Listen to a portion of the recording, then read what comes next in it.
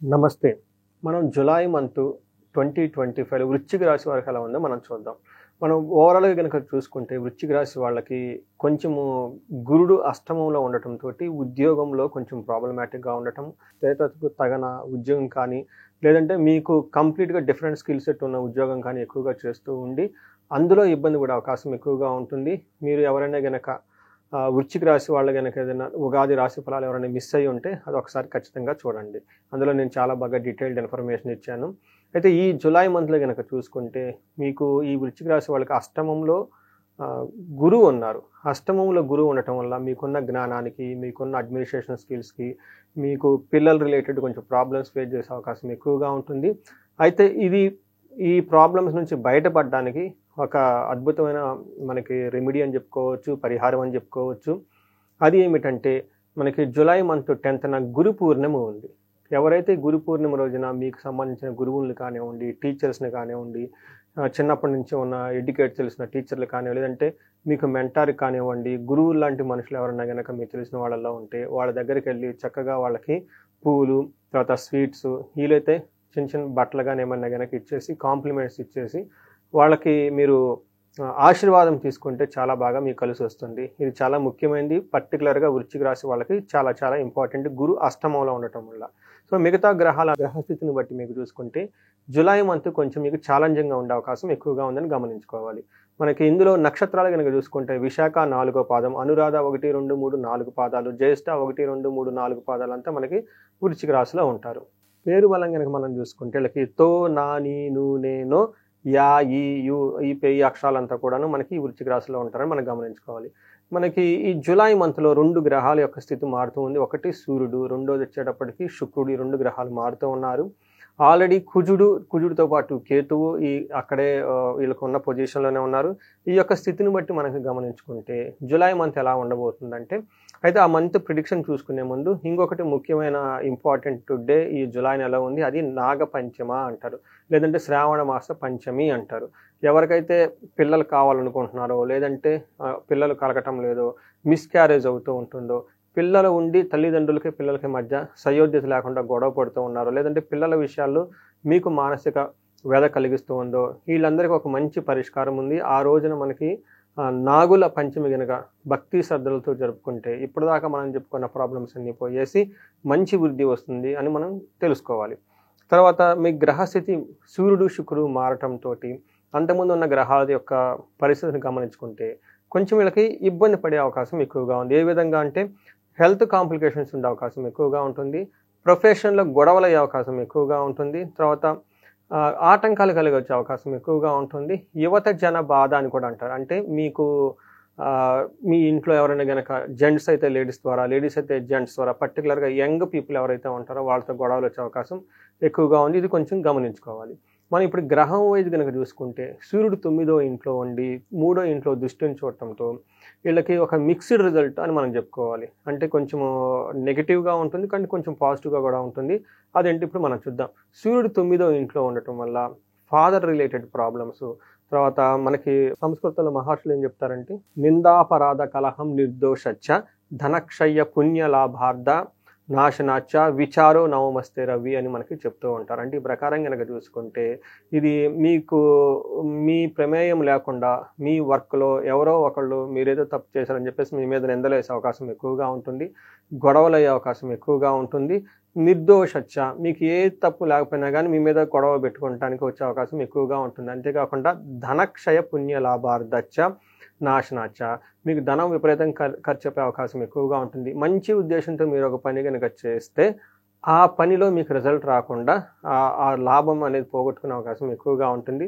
తద్వారా మీకు విచారం కలిగే అవకాశం ఎక్కువగా ఉంటుంది. అంటే ఒక రకంగా చెప్పాలనుకుంటే ఇదంత పెద్ద ప్రమాదకరమైన పరిస్థితి అయితే కాదు. కానీ మీకు డిస్టర్బెన్సెస్, ఆటంకాలు వచ్చే అవకాశం ఎక్కువగా ఉంటుంది. బట్ ఓవరాల్‌గా సూర్యుడు మీకు మంచే చేస్తాడు. ఈ డిస్టర్బెన్స్ తప్పక మిగతా ఓవరాల్‌గా అవుట్‌కమ్ వచ్చేటప్పుడు మీకు పాజిటివ్‌గా ఉంటుందని గమనించుకోవాలి. 10వ ఇంట్లో కేతువు, దాంతోపాటు కుజుడు ఉండటంతోటి ఈ కాంబినేషన్ అంత మంచిది కాదు. మీకు ప్రొఫెషన్‌లో చాలా ఇబ్బంది పడే అవకాశం ఎక్కువగా ఉంటుంది. కొంచెం జాగ్రత్తగా ఉండాలి. మనకి మహర్షులు సంస్కృతంలో ఏం చెప్తారంటే నిత్య క్లేశం సదా వ్యాధి సదా భోజన దుర్బలం సదా సంచార ఉద్యోగం దశమస్తే ధారాసుతే అని చెప్తూ ఉంటారు. అంతేకాకుండా కేతు 10వ ఇంట్లో ఉండటం వల్ల కూడా అనవసరమైన చికాకులు మీకు ఉండే అవకాశం ఎక్కువగా ఉంటుంది. టయానికి భోజనం చేయక ఇటు అటు ఉద్యోగంలో హడావుడిగా ఉంటూ అంటే రెస్ట్లెస్గా ఉండేసి తర్వాత నిత్యం ఏదో ఒక బాధపడుతూ ఉండే అవకాశం ఎక్కువగా ఉంటుంది. అంతేకాకుండా భార్యాభర్తల మధ్య గొడవలు అయ్యే అవకాశం ఎక్కువగా ఉంటుంది. ధనాన్ని కోల్పోయి భయపడే సిచ్యువేషన్స్ కూడా మనకి కుజుడు కలిగిస్తున్నాడు అని చెప్పుకోవాలి. అయితే ఏడో ఇంట్లో శుక్రుడు ఉండటంతో శుక్రుడు కూడా ఏడో ఇంట్లో అంత మంచిగా యోగ్యతనైతే ఇవ్వడు అని మనం గమనించుకోవాలి.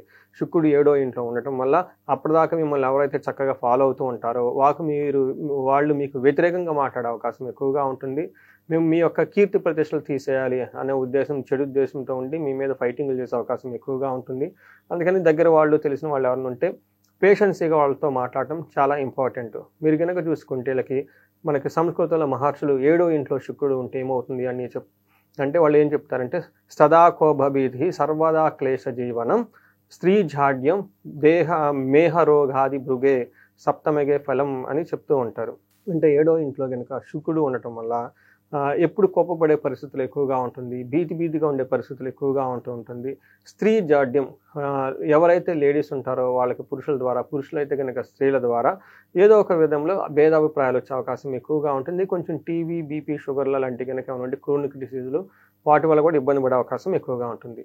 అయితే శుక్రుడు ఒక మంచి కూడా చేస్తున్నాడు. ఎవరికైతే ప్రేమ లేదంటే రొమాన్స్, లవ్ ఇలాంటి వాటిలో చక్కగా మంచి పాజిటివ్గా ఉండే అవకాశం ఎక్కువగా ఉంది. ఇది మనకు గ్రహాల యొక్క స్థితిని బట్టి మనకు వృశ్చిక రాశి వాళ్ళకి ఎలా ఉందో తెలుసుకోవచ్చు. ఇప్పుడు కనుక మనం చూసుకుంటే నక్షత్రం ప్రకారము విశాఖ, అనురాధ, జ్యేష్ఠ 3 నక్షత్రాలు ఇందులో ఉన్నాయి. ఇందులో విశాఖ నక్షత్రం కనుక తీసుకుంటే వీళ్ళకి క్షేమము, పరవాసం అనే ఒక 2 వ్యవహారాల్లో చాలా అనుకూలంగా ఉంటుంది. అంటే ఫారిన్ వెళ్ళాలి అనుకున్న వాళ్ళకి చాలా, లేదంటే ఫారిన్ రిలేటెడ్ మ్యాటర్స్లో చాలా అనుకూలంగా ఉంటుంది అని తెలుసుకోవచ్చు. అయితే ఛాలెంజెస్ ఎక్కడ ఉంటుందంటే వీళ్ళకి దరిద్రము, రోగము, దేహపీడనం అని 3 యొక్క విషయాల్లో చాలా జాగ్రత్తగా ఉండాలి. ఫిజికల్గా ఇబ్బంది పడే అవకాశం ఎక్కువగా ఉంటుంది. ఫైనాన్షియల్గా క్రైసిస్ వచ్చే అవకాశం ఎక్కువగా ఉంది. తర్వాత అనురాధ నక్షత్రం వాళ్ళకి కనుక మనం చూసుకుంటే వీళ్ళకి క్షేమంగా ఉంటారు మాసం అంతా. పరవాసం ఫారిన్లో ఉండటము, లేదంటే డిస్టెన్స్ ప్లేస్లకి వెళ్ళి అక్కడ ఉండే అవకాశం ఎక్కువగా ఉంటుంది. పార్టీలు, ఫంక్షన్లో కూడా పార్టిసిపేట్ చేసే అవకాశం ఎక్కువగా ఉంటుంది.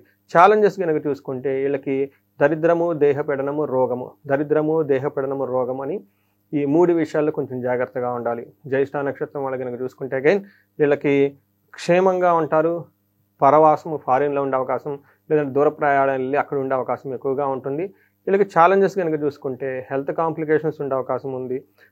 ఫైనాన్షియల్ క్రైసిస్ ఉండే అవకాశం ఎక్కువగా ఉండే, అతిగా భయపడే సిచ్యువేషన్స్ మీకు ఎక్కువగా ఉంటే అవకాశం ఎక్కువ ఉందని మీరు గమనించుకోవాలి. అయితే అనురాధ నక్షత్రం వాళ్ళకి కార్యహాని జరిగే అవకాశం ఎక్కువగా ఉంది. మీరు ఏదైనా కనుక పని తలబడతాయి, మధ్యలో వచ్చే ఆటంకాలు వచ్చే అవకాశం ఎక్కువగా ఉందని గమనించుకోవాలి. సో ఈ ప్రకారం కనుక చూసుకుంటే కొంచెం వృశ్చిక రాశి వాళ్ళు జులై మంత్లో కొంచెం ఛాలెంజింగ్గా ఉండే మంత్ అని మీరు గమనించుకోవాలి. పర్టికులర్గా ఫస్ట్ జులై 15th to 25, ఎందుకంటే అప్పుడే సూర్యుడు మారటంతో సూర్యుడు మారిన ఫస్ట్ 10 days చాలా ఇబ్బందులకు గురి చేసే అవకాశం ఎక్కువగా ఉంది. గమనించుకొని ఎక్కువగా ఆధ్యాత్మికంగా కనుక ఉంటే ఈ రాశి వాళ్ళకి ఇప్పటిదాకా చెప్పుకున్న ఛాలెంజెస్ నుంచి బయటపడే అవకాశం చాలా ఎక్కువగా ఉంది. ఈ రాశి వాళ్ళు ఎక్కువ గ్రహాలు అనుకూలంగా లేకపోవడంతో వీళ్ళు నవగ్రహాల చుట్టూ ప్రదక్షిణాలు చేయడం చాలా ఇంపార్టెంట్. అంతేకాకుండా హనుమాన్ చాలీసా ప్రతిరోజు చదువుకోవటం ఇంపార్టెంట్. వీటితో పాటు సూర్యుడికి సంబంధించిన ఉదయాన్నే లెగటము, సూర్య ఆసనాలు చేయటం, సూర్యుడికి నమస్కార ప్రియుడు కాబట్టి సూర్య నమస్కారాలు చేసుకోవటం, ఆదిత్య హృదయ స్తోత్రం చదువుతూ ఉంటే చాలా బాగుంటుంది. ఎవరైనా కనుక అనుకున్న పని కాకుండా ఇబ్బంది పడుతూ ఉంటే హనుమాన్ కార్యసిద్ధి మంత్రం అని ఉంటుంది. ఇది ఒక 21 times ఇన్ ఏ డే, ఒక 41 days ఖచ్చితంగా రెగ్యులర్గా చదువుతూ ఉంటే చాలా విషయాల్లో జాబ్కి సంబంధించిన వ్యవహారాల్లో చాలా ఇంప్రూవ్మెంట్ వచ్చే అవకాశం ఎక్కువగా ఉంటుంది. ఇది కాకుండా ఎవరికైనా కనుక విపరీతమైన ప్రాబ్లమ్స్ ఉన్నాయండి, మేము భరాయించలేము అనుకున్న వాళ్ళైతే పర్టికులర్గా డైవర్స్లు లేదంటే భార్యాభర్తల మధ్య విభేదాలు ఉంటే వీళ్ళు అన్యోన్య దాంపత్య పాశుపత అభిషేకం చేయించుకుంటే చాలా బాగుంటుంది. ఇంకా మీకు శత్రు భయం ఉందండి, ఎక్కువ మంది మమ్మల్ని ఇబ్బంది పెడుతూ ఉంటే సుదర్శన హోమం కానివ్వండి, లేదంటే చండీ హోమం కానీ చేయించుకుంటే చాలా బాగుంటుంది. ఎవరైనా కానీ ఫైనాన్షియల్ క్రైసిస్ ఎక్కువగా కానీ ఫేస్ చేస్తూ ఉంటే వీళ్ళు కుబేరు పాశుపత అభిషేకం చేయించుకున్న, దానితో పాటు మహాలక్ష్మి విశేష హోమం, శ్రీ సూక్తం సంపుటీకరణ చేసిన, శీఘ్ర ధన ప్రాప్తి, నష్టద్రవ్య ప్రాప్తికి సంబంధించిన హోమాలు చేయించుకున్నా కానీ చాలా బాగా కలిసి వచ్చే అవకాశం ఎక్కువగా ఉంటుంది. ఈ రాశి వాళ్ళందరికీ అష్టైశ్వర్యాలు కలగాలని, భోగభాగ్యాలు కలగాలని చెప్పేసి కోరుకుంటున్నాను. నమస్కారం.